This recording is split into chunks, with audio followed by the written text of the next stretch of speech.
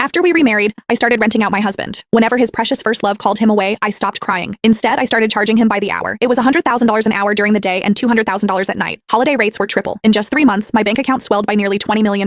Silas was supposed to help me pick out a gown for the gala. Then Mindy called, sobbing that she had nicked her finger while cutting vegetables. I didn't even look up as I held out my phone with the payment code displayed. In the middle of the night, I came down with a raging fever. Silas was driving me to the hospital when Mindy texted saying the thunder was too loud for her to sleep. I calmly pulled out my umbrella and told him to drop me at the next intersection. Seeing his hesitation, I just smiled. Don't forget to wire the money. Then came the day of my daughter's scheduled heart checkup. Mindy called again. Hugo wants to go to the theme park. He needs a man to go on the big coasters with him. Silas hung up and turned around, about to give my daughter an excuse. Maisie beat him to it, holding out her hand just like I did. It's okay, Daddy. Just pay up. Today is a triple rate day. Silas's face twisted, his guilt instantly replaced by anger. He stood up and pointed a finger at me, his voice trembling with disappointment. Jade Sterling, is this really how you're raising our child? I calmly pulled Maisie behind me. What's wrong with it? If she can't have love, she might as well have money. I didn't learn that lesson until after our first divorce. Why shouldn't she learn it now? Silas was speechless. His phone rang again and Mindy's son Hugo yelled through the speaker. Uncle Silas, hurry up! You promised to ride the Iron Dragon with me 100 times. Maisie gripped the hem of my shirt tightly. Noticing her movement, Silas actually hesitated for once. He reached out, trying to pat her head.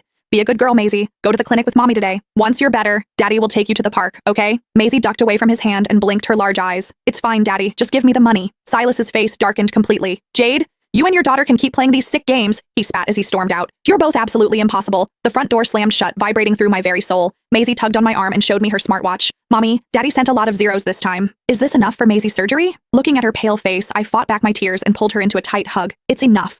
Once you're done with surgery, Mommy is taking you far away from here. While waiting for the test results, several notifications popped up on my phone. It was a tabloid leak of Silas at the theme park with Mindy and her son. The caption read, "Billionaire Silas Sterling spotted with new flame. The child already calls him daddy." I zoomed in on the photo, looking at Silas's relaxed, genuine smile. I couldn't remember the last time he had smiled like that at me or Maisie. My hand shook as I closed the app. When I refreshed, the post had been deleted. A second later, Silas called. Jade, don't be mad. That was just some trashy media making things up. I've already paid to have those articles scrubbed. I realized he was referring to Hugo calling him daddy. I'm not mad. Kids say things without thinking. Since I've rented you out to them, you should focus on being a good companion. I hung up before he could respond. Maisie's report came back and the doctor said her condition was stable. We could schedule her heart bypass surgery for next month. My legs went weak and I almost collapsed on the floor. When Silas first divorced me for Mindy, he wanted to teach me a lesson. He hired the most ruthless lawyers to ensure I walked away with zero assets. The very next day, Maisie was diagnosed with myocardial ischemia. She was at risk of sudden cardiac arrest at any moment. Because of Silas's influence, no company dared to hire me. No friends or relatives were willing to lend me a single cent. Watching Maisie's health deteriorate, I finally swallowed my pride and went back to him. Finally, today, she was out of immediate danger. After confirming the surgery date, I submitted our visa applications to an agency. A message from Silas popped up. "When are you coming home? I made your favorites." I didn't reply. An hour later, I pushed open the front door. Silas was at the dining table, putting food onto Mindy and Hugo's plates. The cozy atmosphere made it feel like my daughter and I were the intruders.